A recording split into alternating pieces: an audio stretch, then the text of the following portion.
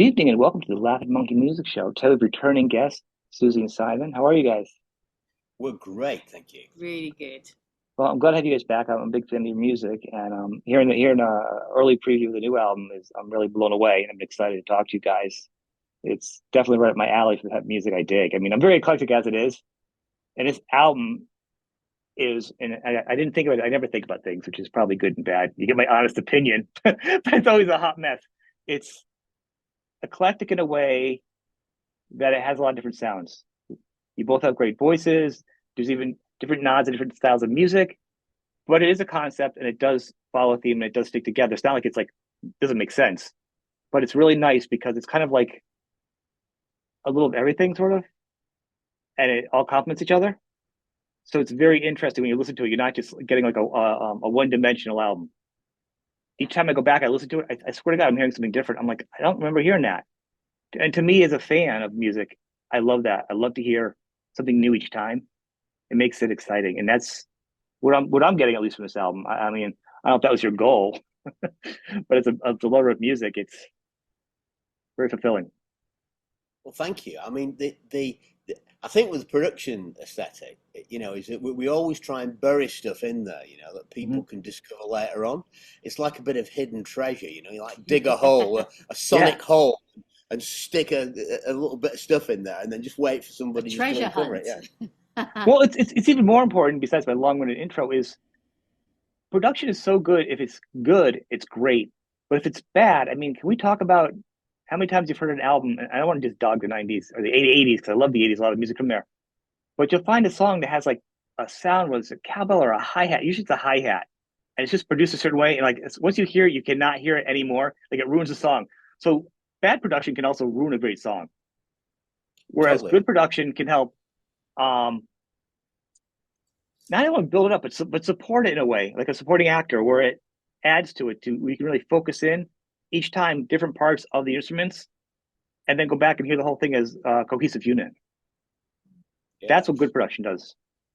Wow. Wow. I think this time as well. I mean, we always do this, but especially again, I think we revisited the whole thing about serving the song, and that's kind of all the sounds that came from. We've got some synthesizers now, like the Prophet Five sequential, and Simon was on the Moog Matriarch, and we were just looking at what the song needed really, and having we had a ball making this album. I mean, it really was. It took on marrow, but at the same time, it was such a delight to actually have no boundaries. We were only limited by imagination really, and telling the Mhm. story. And actually, and it's Simon's fault with the production, by the way, because he's across all the magic of the analog desk and all that sort of cutting and low Really pass. fantastic. I've said this before, and I'll say it again. I'm a big fan of your production, Simon. I mean, I really am. Of you two collectively as artists, but as we're talking about production directly at this moment, I am a big fan of that, and I'm very particular about my sounds that I like. You know, so Wow. bravo to Well, you. well, I'm honoured. I mean, the thing is, when listen to the records that we make, they tend to be more open. I mean, I tend to try and reveal a lot. You listen to a lot of other records, which are equally, I mean, some brilliant production, but it's quite thick sometimes. It's like Right. it's dense, and you can hear the stuff going on. But with us, I think it seems to be a bit more transparent. I try and separate sounds rather than just try and meld them in. So it actually has it's more of uh, a Van Gogh piece of artwork than a landscape, if you know what I mean. Right. Like an oil I painting. do. I do. And I think first I'll go back. You said serving the song is like literally been like the mantra of this show. Do you serve the song? That if you think you stink, but that's a total other thing.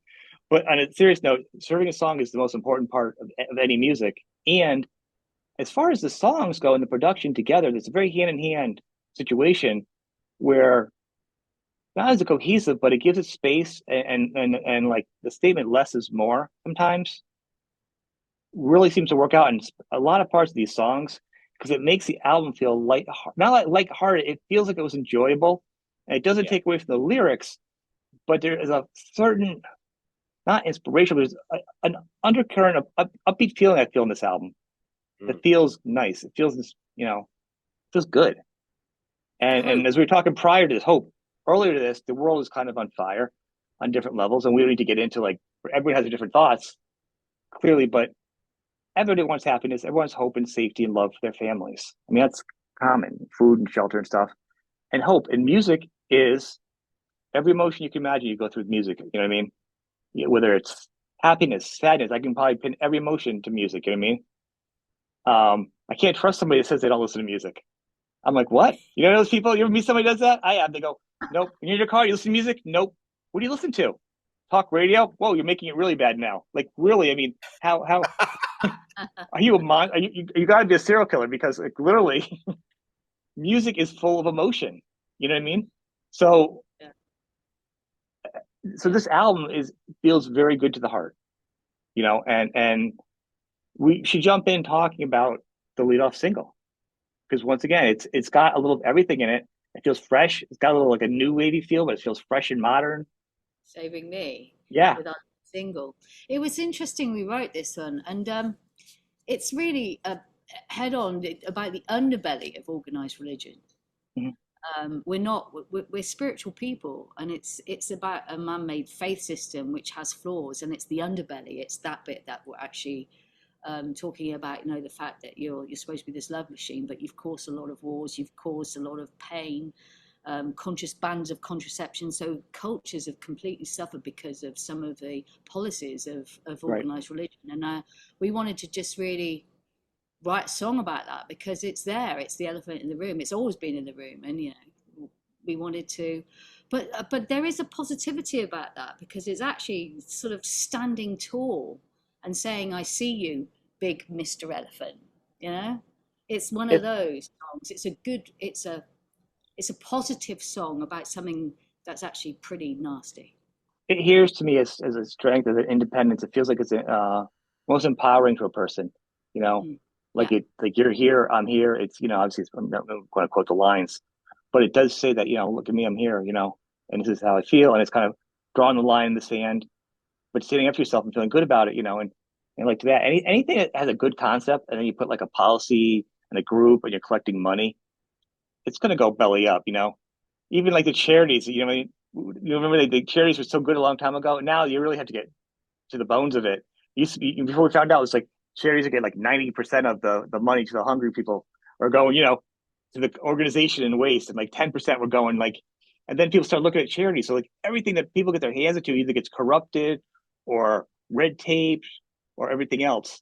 So yeah. when you have a song like this, the lyrics go back to the basis of just you know It's looking at about yourself. I think power corrupts, absolute power corrupts. And I think that when you get that power, that you get that corruption. And we're pretty prone to that as a species, I Right. think. So And if the song that's feels like it's a very yeah, powerful, like a self-reflection, yeah, positive self-reflection, like it comes back to you, and that's really where it all should come from, in a yeah, good way. yeah, I think the interesting thing about this record is the fact that for the first time, Susie and I have played everything on it apart from the drums because that's one thing we can't play, but we've done everything. We've played keyboards, we've played all the instruments. I mean, Susie's got in one of the tracks. There's a fife on there, which is yeah, like that. Really? Yeah, yeah. I Wow. bought this fife when I was 16 for my tips when I worked in a hotel restaurant. And I nearly passed out trying to get a note out of the thing, one afternoon sampling a pie. And it's been with me all this time. And we suddenly were thinking about, what have we got? What sounds have we got that we would like? And I just thought, I want to play it. It called me. And yeah. we've got a stylophone that my mum bought me. We've got harmonicas, kazoos, all different sound effects, as well as the synthesizers, haven't we? Yeah, and but it's always rock and roll. I mean, we use a lot of guitars and standard bass and then a new drummer, which is a guy from Porto in the sort of mid Portugal. It's sort of not right at the very top, but Porto, a very beautiful city, but it's like the second city of Portugal. Hmm. We're close to Lisbon, and Porto is about 300 kilometers north, 250 kilometers north from here. And he's great, but he studied a lot in New York. He went over to New York and he studied Afrobeat and he studied a lot of jazz and stuff. So he's a very eclectic sort of drummer and very energetic and very powerful. So it's give a different feel to the record, I think. Well, the beats are different. They're not standard. It doesn't feel like it's a band, rock 2/4, 2/4, 4/4. It feels like there's a lot of beats and stuff kind of snuck in, and the production on drums is awesome. I usually but to pick that apart too. It's fantastic production on the drums. But I mean, it's really interesting drums because it almost makes you feel like you're listening to a song and you're not thinking about the drums because the drums are almost like up there with the other instruments playing as its own flavor. It's not so much. I mean, it's keeping the beat. You're not even realizing it's keeping the beat, but it's also doing a little something extra, Yeah. Yeah. which is really different in this album than you usually hear. I'd be halfway through the song, I'm thinking, oh yeah, the drums have been keeping the beat, but I keep hearing other things. Like it's very interesting. It's complimentary and smart drumming. Yeah. Well, its hi-hat work is actually fantastic. Oh, Yes. it was really good actually. We hadn't actually met, so when we came down to he came down to the studio and we Mhm. had dinner, and then we just went and recorded together for 2 days, and it was absolutely, we got on like we'd known each other for a lifetime. And Was as a that bass, scary? Like, yeah, is it scary to like? Because if you don't know a musician, sometimes being a seasoned musician, you can just hit it off on the phone and then meet in person. And it's like, all right, maybe yeah, we weren't there. Or, I mean, and that's a big thing. It takes somebody, have them travel there. Because something people forget about is it's not, there's money involved and there's logistics and there's costs and it's not always home runs. And most bands are working bands, and when you take a creative risk as an artist, it's also a financial risk. And at this point in our life, once you're the age of like 20 and sleeping on couches, financial risks, like when you have a family or a house or more, things are a lot scarier than just taking so to me, that seems like, each time you take a risk creatively, you are challenging your life and also your creative output. well, we decided that with Starlite.ONE, we would only be limited by imagination. We decided not to play to the gallery. We decided not to play to anyone. We made really firm decisions before we started writing this album, because it's like, if you're trying to people please or think that your crowd or your fans or supporters want to have a certain type, then you're not being you're not being true to your heart. You're not Right. actually being the artist that you should be. I always remember David Bowie saying, you need to sort of get a little bit out of your comfort zone and then you're in the right place. And on this Yeah. one, for me, and for both of us, we were learning a lot, and we embraced it like kids on a trampoline, I've got to say. And but it was really, really intense. So actually, when we decided, when we worked with Ugu, going back to the actual point of working with the new drummer, we trust we just trusted the universe. Again, we trusted, didn't we? We just thought, um, let's just see what happens, and we're so pleased that we did. Yeah, dead right. Yeah, because it really has. I'm so looking forward to going on tour with him, because he's actually really good fun as a person as well. Yeah. And so that chemistry is playing. We're going to be touring as a trio, and it's all going to be it's going to be quite beautiful, I think, Yeah. and fun. Yeah, how's it going to be challenging for all the instrument? I mean, because obviously you guys can play everything, but you can't be everything. You'd be like just one man walking bands with the drums and everything else to do the whole layers of everything you guys do, because you guys are very inventive and creative in each song. You know, Yeah, Well, I think what we're doing this time is that unusually we're actually running everything. We're going to be running sequences and stuff from. okay, We're going to be triggering everything ourselves, and we'll be playing keyboard. We're playing as much as we can, but the other stuff to make it work as a trio, which we're doing live, we're gonna have to run some sequence stuff.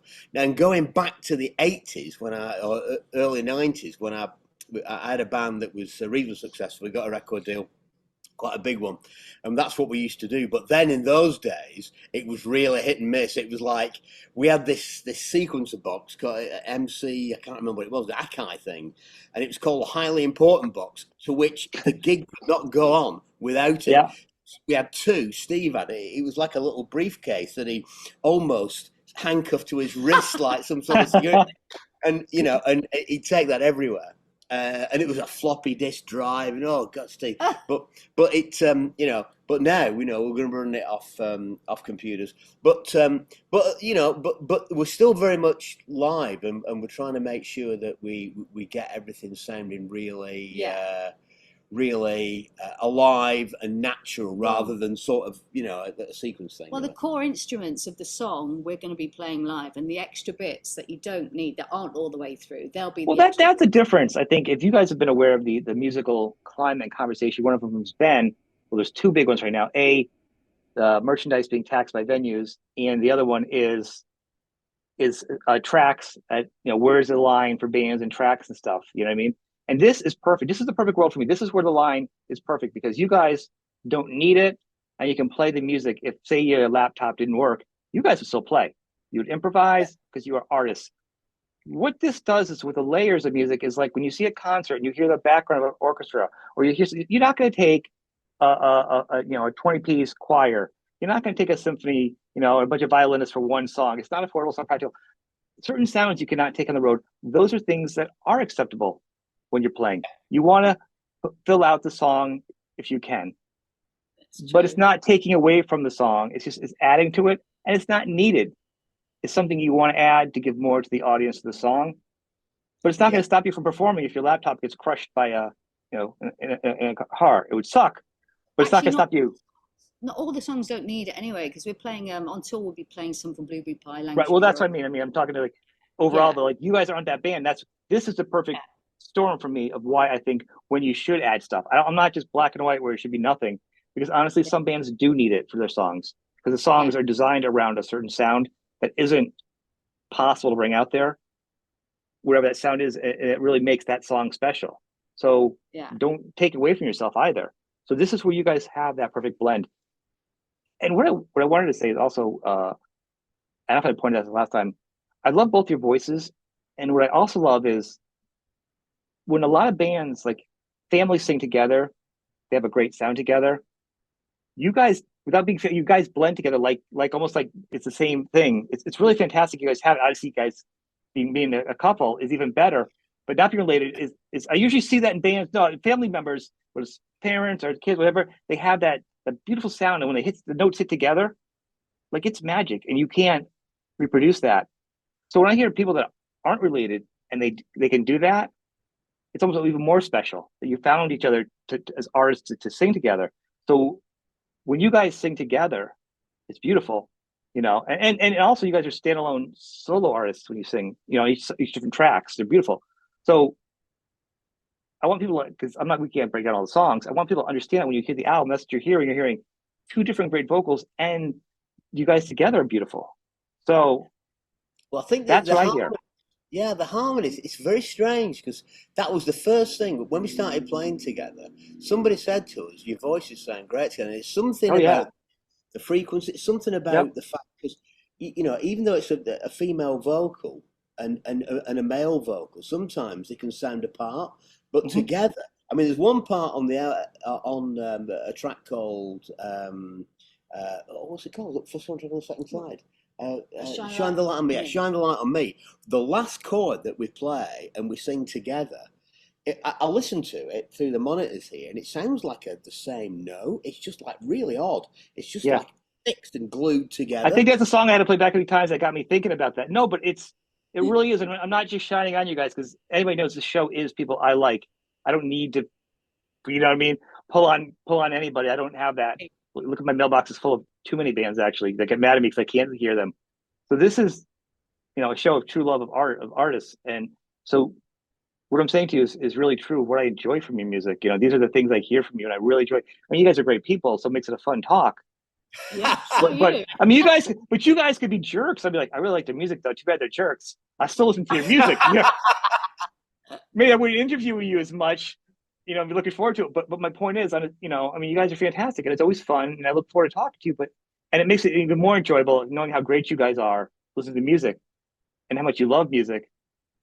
But the talent and the sounds like you guys make together as a team on this, especially this album, I really like this album a lot. I think to me this is my favorite sound of you guys. You guys are good at other things too, but just personally, it just hits a lot of the right notes for me. I can't say enough about this album. I got it in my mailbox. Thank you for giving it to me early. I get a lot of early music, and I listen to a handful a lot. And this is one of the ones I had like 2 or 3 albums, that I've just been cycling through, in the past month or two. So I mean, it's great. I can't say enough. I want people to check it out. And the album cover, me being a monkey, Laughing Monkey Music, I gotta say, I kind of like the album cover, right? Yeah, you know what? That all started. I had a dream one night, and I woke up. True. This true is true. Story. I said, Simon, I just had this really weird dream, there were 6 friendly monkeys living under the stairs, and there was this alien frog that was coming through trying to eat them, and I had to rescue the monkeys. So then we started a playlist off of before we did Starlite.ONE of all the songs all the artists we like. We had Music Concrete, Os Mutantes, Jacques Brel, Scott Walker, you know, just anybody, Roxy Music, you name it. And then I made the collage artwork for the album front, and I've just got these. And then we watched Chimp, there's Empire, Chimp Nation, and I was just thinking, like, there's only a couple of % DNA away from us and the Chimps. And it started, we were just thinking about life now. And so the album covers stories of personal relationships with your AI companion, to existential angst, through to war, to love, to loss. And it just felt like, you know, we needed the monkeys. They were our friends because we'd rescued them. So he just left me alone for a week. And the inside cover of the gatefold for both the CD and the album, the vinyl, is the vinyl listening lounge. Yeah. On board Starlite.ONE. It's on the Oh.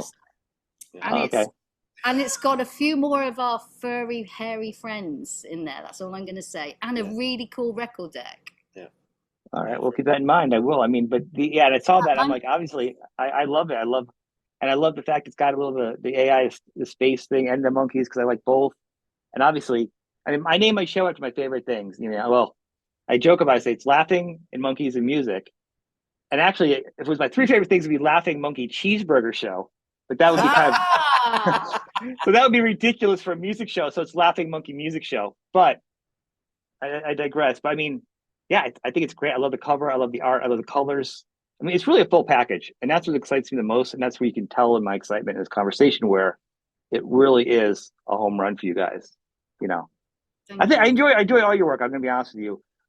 But this album and its sound in particular, it's just like next level for me. Like it's like way not just a good album. This is just, you know, fantastic. Well, you know, just asking you a question here. What genre would you put it? How would you describe it? The whole record? Can you put it in a genre? Is it possible? I don't think I have. I think I'm looking up here. I have on iTunes here. It's called art rock.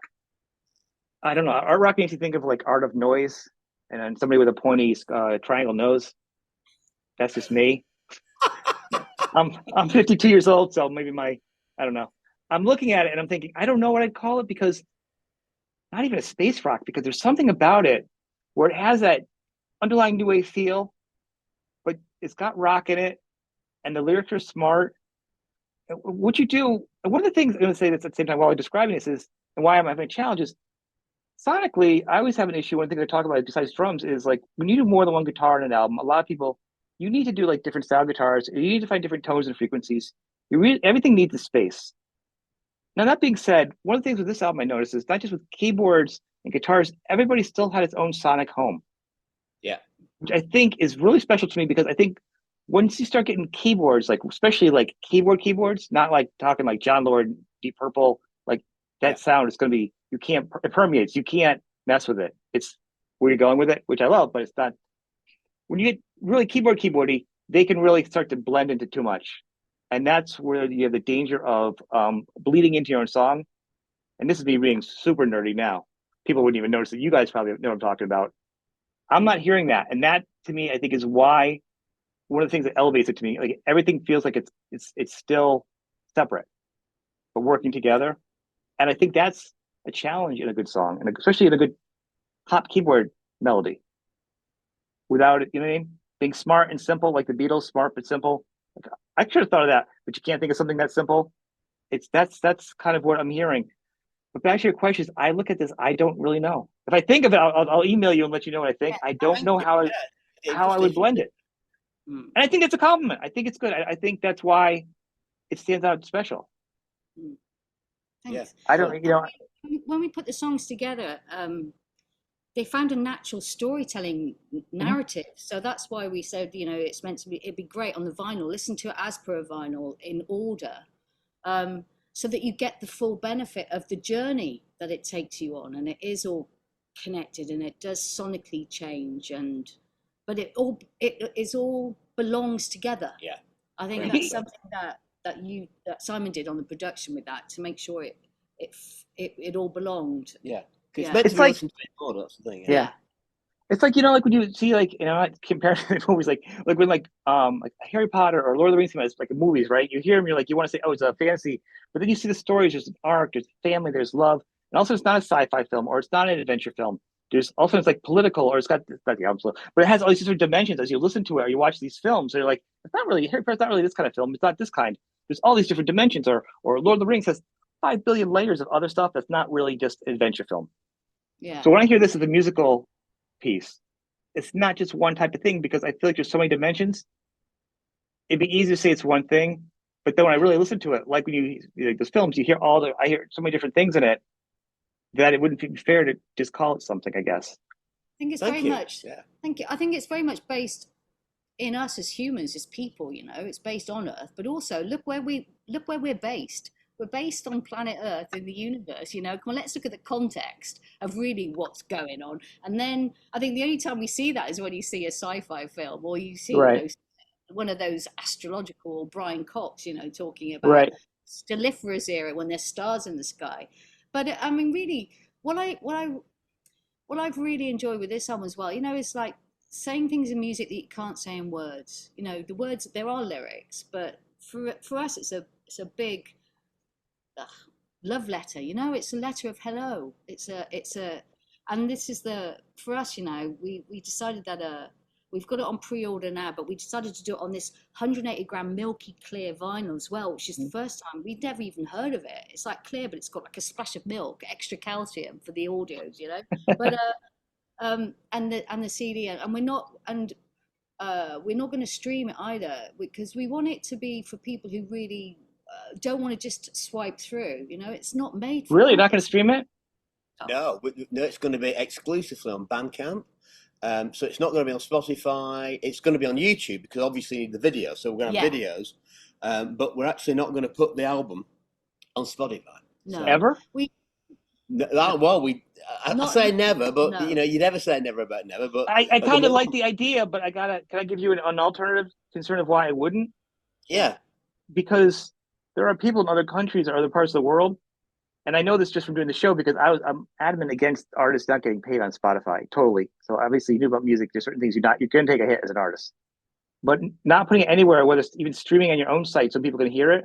People are not going to have the access. Sometimes the only people who can hear it are on Spotify in different countries, and they will not hear this music. Not because they don't want to, because there will be a limited access. And to me, that would be a shame. well, it is going to. As I said, YouTube. We found at a lot of places that. Oh, you'll be all the songs up on YouTube, like you're gonna Oh yeah, like it'll all be on YouTube. okay, Yeah, yeah, okay. That's fine. That's fine. I would say then forget the other ones. yeah, If you're gonna have it up somewhere, YouTube's yeah. even sometimes better because I work in podcast streaming world and YouTube does seem to do its own thing and reach more people And we've on got the different video levels. as well. So we do the video of Saving Me's just been released. So because we produce and edit our own videos too, and tell the story in the visuals, which also I think sometimes really adds that other dimension to it. It's I mean, it's not that we don't care. It's the fact that actually, we wanted to when you go and you get a homemade pie as opposed to a mass-produced Oh, pie. I get why it's special. I'm just trying to think of the other side because this is a question that's come up. I mean, I've done hundreds of different views and I did tons of discussions and I've thought about it and I've railed against the industry and then I'm like, but it's like a something you need Yeah, at the same time. And yeah, so I'm back and forth with it. Like we could talk again. I could be totally in another mind. But I think what's I've noticed though is when I talk to the fan side of this is like with a YouTube, I have premium so I can let it fall asleep and close and it won't turn off on me. And but most people don't do paid YouTube. But like if you're in your car, you can't listen to it. Like the songs to go through, like it's more of a hassle to stream and listen to even a YouTube album if you don't mm. have, you know what I'm saying? yeah, It's still better than nothing and it's still good. You're gonna hit a lot more people. Whereas, you can set up a playlist and this and that, and you can kind of get really kind of geeky about it. yeah. It's hard. This is digital. You lose. There's such a loss already to the artwork, to the and the saving grace is having a fully detailed thing up on your website so people can at least see it that don't have the access to getting it, that don't have the money to purchase it, that don't have a record player. That Yeah. I think this album's special. I think everybody should be able to hear it regardless of who they are because I think it's there's a lot of hope in it, and I think it's an Well, important time for hope. we always listen to our friends, especially in someone as eloquent and as knowledgeable as you, because you're really you're really doing great things. I mean, we said that last time we were on, because Thank you. it's people as such as yourselves, and there's not a lot of them out there that are doing this um, well, and are doing it with such passion and love, and you're really into the music and you're really into the artist, which makes a tremendous amount of difference to us. Yeah. It spurs us on. It's one of those things, because we get the people buying and listening to it, but when you get people in the media such as yourselves that are doing it, it really is very For heartwarming. me, talking to artists, because it's one of the most important things in the world that's untainted. You know, it's the rawest and purest thing. And like I said earlier, it can be anger, it can be beauty, it can be happiness, it can be sadness. We can hear a song and think of a million parts of our lives, how it brings us to it. So when you guys write something and you have an album like this, someone's going to have it hear this song. There's going to be a song on here, and probably for many people, that's going to bring them back to a certain point in their life, like forever. Like when you guys are gone, and then we have space dinosaurs. Like when we're gone, it's sort of like music's still going to be there, and it's still going to look back. I mean, look at all your childhood things and all different times of your life. You're a song. You're like, you know exactly who you are, and that's a Yeah. gift. How to inspire somebody who's having a bad day, even make them smile from one of your songs or feel good.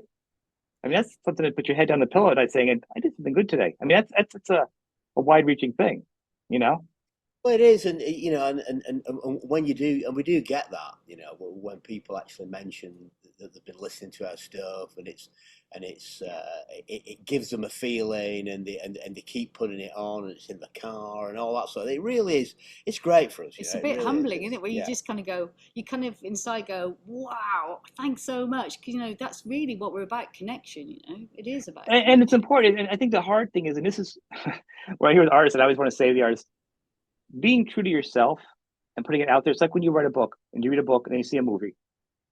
You read the book, you envision it different in your head, and it's special. And once you put it out there, it's out there. So as an artist, not trying to be true to yourself and then putting it out there is usually the best response when people can relate to it. Because you realize you do a song or an artist, and it's not a bad thing that some artists do. And I don't hear this with you guys, but an artist will try to like replicating or trying to be that same mindset. They want to write for their fans, which you can do, but I also think there's a danger where once you're starting to do that, you're kind of going out of yourself in a way, and you're affecting your songwriting. That's not you, and it might Do you still know what? affect people in a good way, but it might not let you be you. And I really feel with you guys, it feels like it's very much honest, 100%. It's who you guys are, and if people relate, that's even better. yeah. This time as well, especially, I think more so, we've been incredibly vulnerable with our writing. Which Really, I think you should keep doing. I think that's what I'm saying. This is like it's been scary, actually. this, It's just this like, is the yeah. bar. This is the bar for you guys now to be this honest and true and risky and creative. Mm. You guys are good at your instruments and great instruments and good singers and songwriters. You've gotten to that point in your life where it's not like you have to prove yourself. Now you're at a point where it's all about what can you do with those. You already have the skills, such like you're there, like your creativity. How risky can you get? How open and honest can you be, and put it out there? And this is a perfect example of what you can do. Yeah, thank you. Yeah, thanks. That's I amazing. mean, It's that's like, your enthusiasm for the record is quite thank you. breathtaking. It means I'm, so much. Yeah, I don't know what to say. I think that the other thing that's happened this time is that when we first started off together and we did Blueberry Pie, which is basically a blues record, and because I was known as a blues guitar player, and we didn't expect it to be successful, we just did it because we just mm-hmm. did it. But I think this time, and language curiosity was like a step towards that. That this time we've really been much more ourselves because I've always listened to electronic music. I've been listening to. I was a big Kraftwerk fan, and all the '80s Mm-hmm. stuff was, Depeche Mode and all these guys. And people sort of say, well, you're doing sort of you're using synthesizers, and I say, well, yeah, because that's actually what I've always done. I've never actually played just guitar. I've never Yeah. written that way. I mean, we did the EP Electrolyte, which Yeah, was we did an 80s dance 12-inch vinyl release, which got signed to Ninth Wave in New York. So we released that as a 3-tracker, didn't we? yeah, And and this that is was before we did the Blueberry Pie album. yeah, that was like 2016 or Yeah, something. And so we've got previous for yeah. this sort of thing, as they say. We're But I think we are going to carry on in this vein. I think, but don't expect the same. I think we might get Well, more no, you acoustic. wouldn't be. That's the whole point of this. I mean, you're not. But I don't think if you was like a blues guitarist or a rock guitarist anymore. I'm saying that's what you're good at it. But to me, there's a lot of that. But there's not a lot of this. Like you got that already. You can do that. But Yeah. this is something different. It is more of a serve the song, and it's like, well, I got the song, and I can play keyboard, I can play guitar. What are we gonna put the song together with? You're like this is like a songwriter band, and not just like good songs with good musicians type of albums now. These are like good songs, and then you can peel it back and take it apart musically. And to Yeah, me, I think. when the song Yeah, is the card on this, you know what I mean? yeah, yeah. I think the world has changed so much as well that this album had to be different. I mean, Well, I just it think did. Well, that. it didn't. It did. I think for you to be true to yourselves, it had to be different. But the world Yeah, can do what true. I mean. Artists are always going to do what they're going to need to do. But in the journey of you guys as musicians, and when I listened to your last album, which is good, but to this album, it's light years to me different. Like that was a good album. This is extraordinarily different in a good way, which is Wow. I think you were other musicians doing good music, which is fantastic. Because I like a lot of that music. I do every day. Listen to it on my playlist. A little different, which is even better to me. Maybe everyone else is in the same way. That's just this is just one guy's opinion. That listens to too much music, but it talks to a lot of musicians. But to that point, it's just different. It's different in a way where you're not putting yourself in that same group anymore. It's nice. It's like you're on your own. It's not just being a blues guitarist. It's the singer, the bass player. It's the songwriters with really, interesting songs that each song has its own journey. And you're not feeling like I need a guitar solo here because when you're a blues guitar player, you're a rock guitar player, you're gonna have certain beats or certain rules. Otherwise, that's not considered rock guitar. I think it's too weird with a rock guitar band. We're doing something experimental. That goes weird too. By being a band like this now, like this album, it feels like it's any type of music and the right instrument's going to be there. It can be a guitar, it can be keyboard, but it's going to be what fits, not what feels like it needed for that genre. Because that's Yeah. maybe the best part of you not being a genre. That may be just answer the question in the longest winded way possible. You can't really be in a genre because it's going to affect your songwriting. Well, that is the thing, and I think we felt a lot freer because of that. And we just took that sort of attitude. We wanted to do what we did rather than because people in genres are always very very fixed in the thinking Genre about. police. Oh, Well, you can there's rules, and the fans are even more intense about the rules because they know what they like, and it's good. Just like with food or anything else, we like what we like. We like. You know what I mean? And it makes us feel Yeah, good. That's why we follow that band. No, it's okay because we all have different reasons why I like music. But as a totally music nerd, one of the things that makes me exciting, and it started this with actually, kind of good way for us to kind of wrap this up is the album has something different in it. All the tracks are different, cohesive. You don't want to have something just crazy eclectic that has nothing to go together because then it's kind of jarring as a fan to listen to. Like you don't know what mood you're in, and each song kind of like is choppy and throwing you around. You're like, that's just way too much. There is a theme. It does work together from song to song. It has a great flow. It's not like crazy, like, different worlds of music, of musicians. It doesn't hold tight to a certain rules, which is really what it comes down to, and just good songwriting. Thank you. thank you. So, I I mean, can't that's say how much about that. I mean, that's amazing. that's how I feel. And that's why I was looking forward to talking to you guys. And I was disappointed to talk to you today because it's been on my mind a lot how to say it and how to express it. Probably a little more wordy than I can, but I don't think I can. I don't think I can chop down the words to not say it enough of, clearly to make sure everybody's aware of different ways. You know what I'm saying? Because Yeah. you have to listen to the album, people, when it comes out. I mean, it's 9 tracks. It's fantastic. It's not too long. It's not too short, which is important too. At least you just enough like you're ready. Like, oh, I have to listen to it one more time because I want to hear a little bit more. Like you're not like I've heard enough. I got to take a break, which is great. I usually get two spins out of it before I move on to something different, take a break, go back, get burnout. Which is always a good litmus test. 2 times in a row is usually pretty good if I can hear it album twice in a row when I'm listening to it. Like one more time around, one more like the encore. So to me, it's the perfect time. That's it right there. And, Well, and and I hope it does well. I hope people understand it and can really embrace it. I hope this is the next step as as artists for you guys. This is He you said, know thank Yeah. Thank you. Because So I sometimes always encourage people, if you can buy it first, so they don't have to cart it to the venue, they get more of the profit, buy everything from the artist. 100%. it's a good, If you great, don't and you're at the concert, oh, don't let them stop you from buying something at the concert either, because it still is something. And they had to take the time, buy the shirts, the layers, the colors, the merch, pull it behind the bus, pack it up, figure out who's going to watch it. We have to pay somebody who's going to watch it, who's going to get the cut. It's such a headache that an artist has to worry about besides just doing the music part, to worry about the yeah. merch. So it's already there and the time's already put in. Make it worth it. Buy something, you know. Well, we've the albums actually, all of the albums available to pre-order now from our website. It's Even yeah, starlite.com. So it's a limited edition with the vinyl as well. So pre-orders are really good because you know you've definitely got your copy then. yep, Because and also, as you're right, you know, it just means that. And also, when you pre-order your tour T-shirt, it means you can rock up to the gig wearing a tour T-shirt. That's it. that's right. That is part of the thing.